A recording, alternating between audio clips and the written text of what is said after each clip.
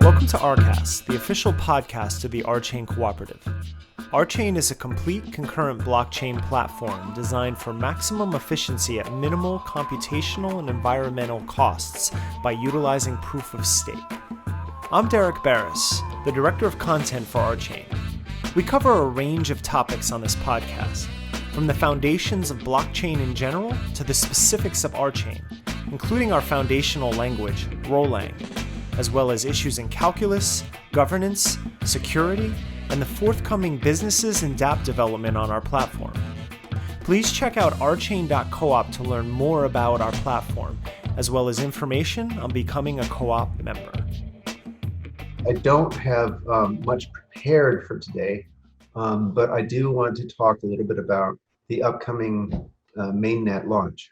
So we've been talking about this for quite a while, and I just want to let the community know where things are and what timelines they can expect. First of all, we were waiting on 3 pull requests. 2 of those have gotten in and will be in the release, today's release or tomorrow's release. And there's 1 more pull request. That's a little bit delayed, but we should have it in the next couple of days. As soon as that is done, then we will announce a block height beyond which no changes in rock balances will be recognized in the Genesis block. I'm hoping that happens in about 15 days from now. So the announcement of the block height will be in about a week or less, and then about 10 days from that time, that will be the date that we pick for the conversion. Great. Again, it all depends on getting that last pull request in, but we should be able to get it in a reasonable time frame. So what people should be aware of is that with our crawler software, we cannot see into multi-sigs or smart contracts. So if you want your rock balance to be recorded in the Genesis block, then you have to get it into an address that you control. It is likely that exchange addresses will be treated correctly, but I wouldn't risk it if it were my rock. I would put any rock balances that you want to be reflected in the Genesis block into an address, an Ethereum address that you control directly. What does it mean for the rock balance to be reflected in the Genesis block? The way the swap happens is there's no action on the part of our community. Whatever rock you're holding, as long as it's in an address that you control, that balance will be mirrored in an address in the RChain Genesis block, which will be accessible via the Ethereum private key. You know, like if you have 100 rock in an address that you control and you have the private key for on the Ethereum network, then you will have 100 rev in an address on the RChain network, and your Ethereum private key will give you access to that rev. Does that make sense? Yeah. Cool. Yeah, the fact that your Ethereum private key gives you access to the rock on the RChain mainnet was the piece that I was missing. So that clears things up for me. Great. Yeah, I'm sure that a lot of people are not clear on this point. So there's no swapping, no, send us this, we'll send you that kind of thing.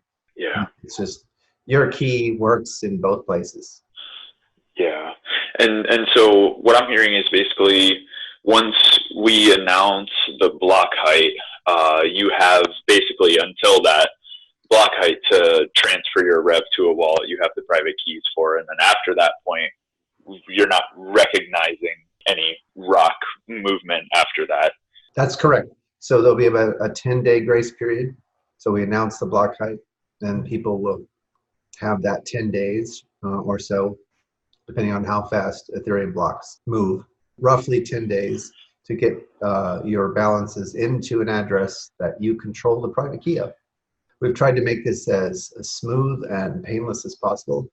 During that 10-day period, we will post the balances that we see, and it is up to the community to verify those balances, to make sure that all the balances that they're concerned about are accurately reflected in the snapshot that we take. So it's not up to us to go and do that verification. It's up to the entire RChain community, because we can't. We literally physically can't. It's really up to the community to take on this burden, and we're giving everyone as much notice as possible. Where will we be able to access that data? The co-op will post a link on the blog that will be accessible to folks for verification. Okay, great. Yeah, so if you're concerned whether or not you've done things properly, you can go and check this once you guys post the link for it. That's a great idea. We should have a wallet and a block explorer about the time of mainnet, a wallet that is functioning and a block explorer that's functioning about the time that we actually launch mainnet. But it might be a couple of weeks after that, before the block explorer, for example, is fully ready for prime time. There's going to be lots and lots of hiccups. Please expect there to be hiccups. The co-op is holding a certain amount of rock in abeyance to adjudicate or reconcile any things where there might have been some hiccups. And we will look over all claims carefully, but it's not an opportunity for scammers to come out of the woodworks, because we will look them over carefully. If there's no merit to the case, it will not be considered. Do you guys have any other questions about this? What do you expect the initial action to be like once the community gets on mainnet? What are you hoping? Based on my conversations with lots and lots and lots of people, I have a feeling that a great deal of the tokens, a hefty percentage of the tokens, are going to move into staking. I think those are going to be the first actions that happen.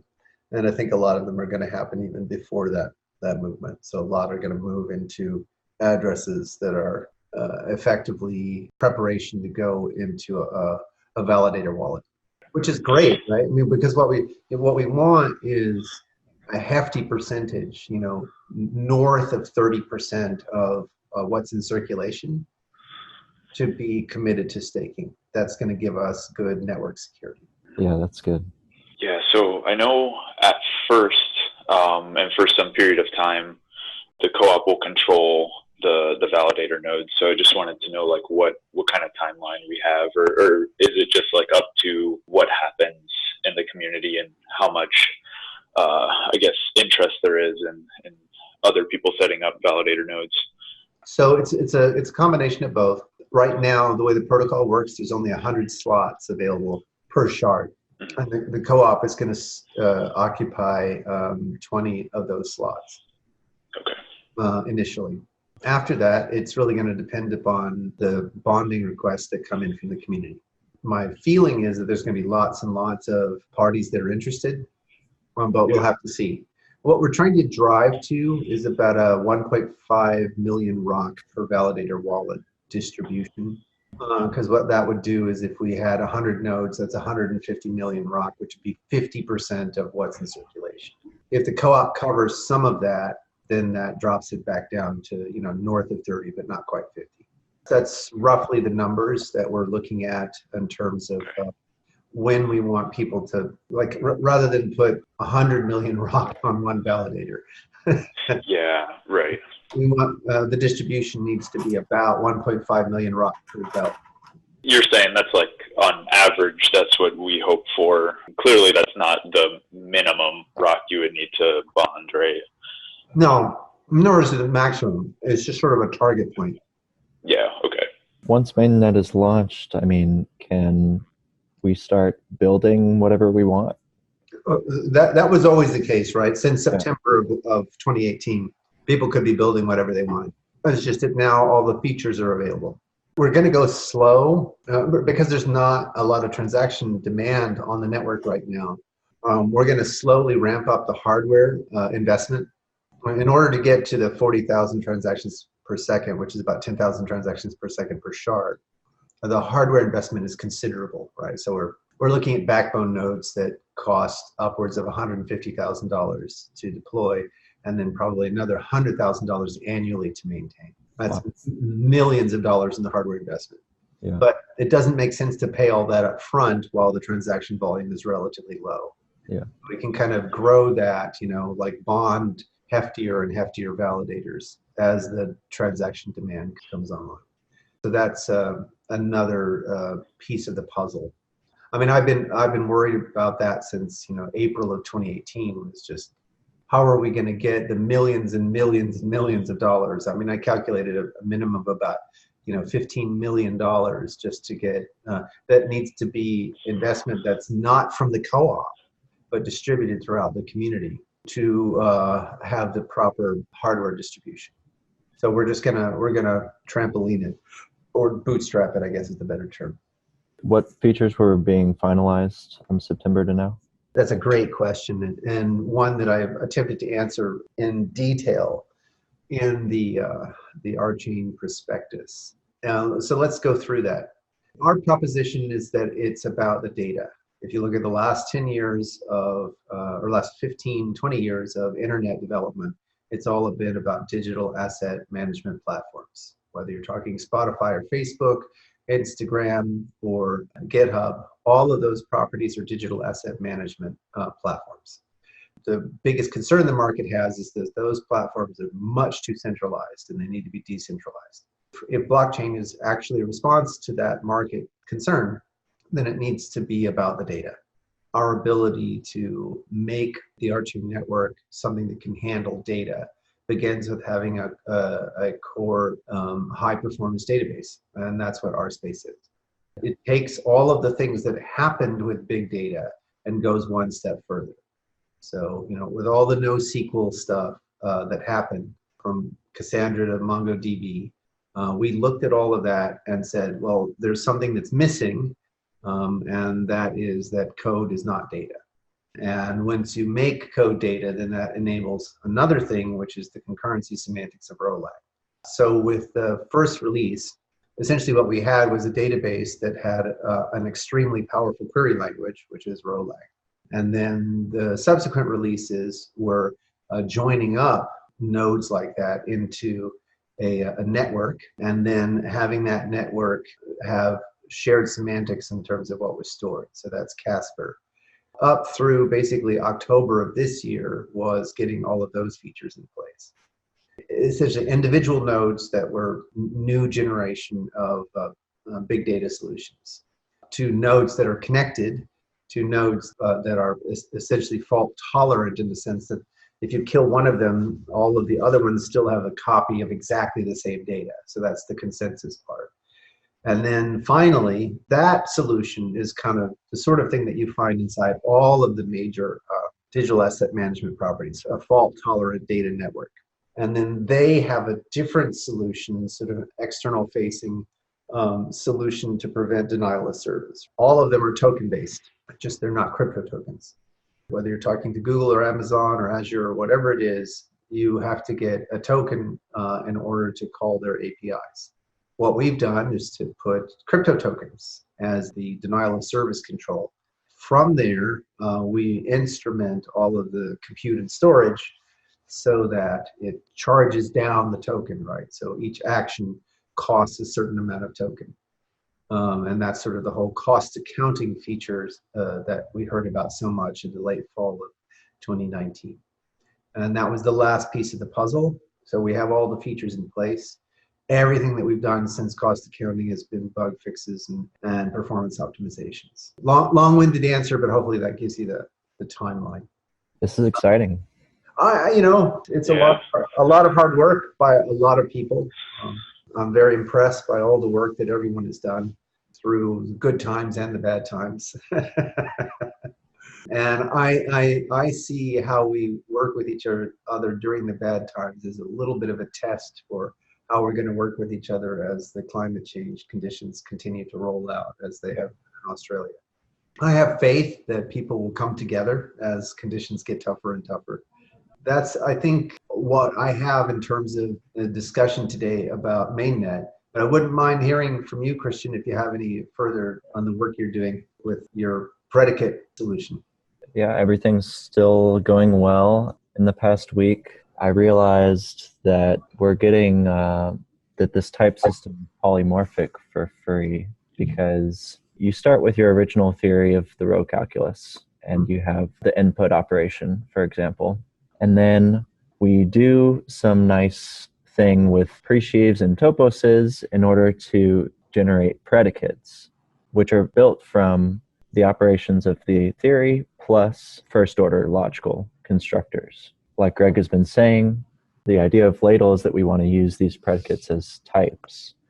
Yeah, basically the only development this week is that I was wondering what exactly was going to be the right relationship between the original theory of the row calculus and these predicates as types. And basically, the operations in the theory become lifted to operations on predicates, like we were talking about last time. You could form an input of individual terms, but now we're also being able to lift the input operation to act on predicates. And this correspondence between those two operations gives you essentially that you're getting polymorphism in the types. I'm just looking forward to formalizing that part. That's great. That's exactly what we're looking for. The operations in the original theory become operations on the predicates. Yeah. In old school math, you can think of that as lifting the operations pointwise to collections. But another way to think about it is that you can take a term and you can knock a hole in it. And where that hole is, you can decorate it with a constraint. Whatever you fill this hole with has to match this constraint. So that's the dual perspective. And that helps people understand why these things become useful both in query and in classification. Cool. That's pretty awesome. Yeah. We had a really good meeting with Nobuko Yoshida yesterday. Mike and I did, and really looking forward to working with her on getting some of these ideas into wider circulation. Cool. Were you guys talking about the proof theory for ladle? Mostly we spoke about what it would take to submit the row combinators paper to Places 2020. So I've already formatted the publication. For that venue, they require EPTCS format. That's already done and checked in, and I think Nobuko wants to go over it with a fine-tooth comb and give us some suggestions as to what would be the right order of argumentation and things like that. But by and large, I really appreciate her overall guidance as to the right venues to submit this kind of work. And but she also mentioned that in her opinion, the ladle work is highly original and it's going to take a long time for people to grok what we're doing. It's something that we expected. It's hard to get mathematicians to buy into anything, But that's great. I mean, that's the main thing is that as long as it's productive skepticism, that's great. Mm-hmm. When it borders on censorship, that's not so great. Right. Yeah, agreed.